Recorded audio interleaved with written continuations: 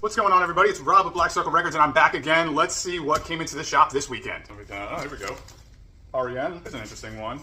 Leon Thomas in Berlin with Oliver Nelson. So something to know about crate digging, record collecting, is a lot of times you might not recognize who the artist is, but you will recognize the label. The label makes a big difference on the type of music that's on the record a lot of times. This label, Flying Dutchman, is known for soul, jazz, fusion kind of music. If you can find anything on the Flying Dutchman label, it's usually sought after, has some value, and most importantly, it's usually amazing music. So I'm not familiar with this record at all, but if I were digging in a thrift store or an estate sale, I'd pick it up just for the sole fact that it is a Flying Dutchman record. We got Stevie Wonder songs in the key of life. One thing you might not know about is, oh, this one's got one. Came with a booklet, and it also came with a 7-inch record. Most of the time when you find this record, you're not gonna find the 45. When you find this record and it actually has the 45 inside, it increases the value a little bit, but it's just cool to know that you have a complete record.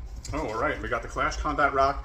There is a version of this that's a little bit more valuable. It's the first pressing. The song Inoculated City has like a commercial in the middle of it that they had to later edit out because they didn't have the rights to use the commercial. The original first pressing has like a black label with, I think it says Combat Rock or The Clash on there. A little bit of difference in value. It's a little bit more sought after if you have that version of it. Cool one, Extreme. Oh, we got some more here. Aerosmith, Robert Plant. These are all albums that were released in 1989. Something you may not know about records that were released in 1989, 90, and then beyond is by that time CDs were huge. Records were being produced in way less numbers, so finding records from 1989, 1990, 1991, and all throughout the 90s and early 2000s is really, really hard.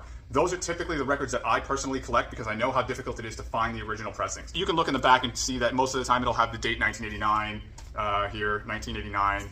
Oh, here's a really cool one. I never had this as a kid, but maybe you did, but there's some interesting info about this. Christmas in the Stars, the Star Wars Christmas album. It's about as quirky as you think it is. Something extra cool about this that you might not know is that Jon Bon Jovi's debut is on this record. Jon Bon Jovi sings the vocals on a song called R2-D2, We Wish You a Merry Christmas. His name is on the bottom here, and it's actually Jon Bon Jovi. You can consider this the rookie card of Jon Bon Jovi. I'll play a little clip so you can hear the song. And if our wish comes true, we'll spend Christmas Eve with you.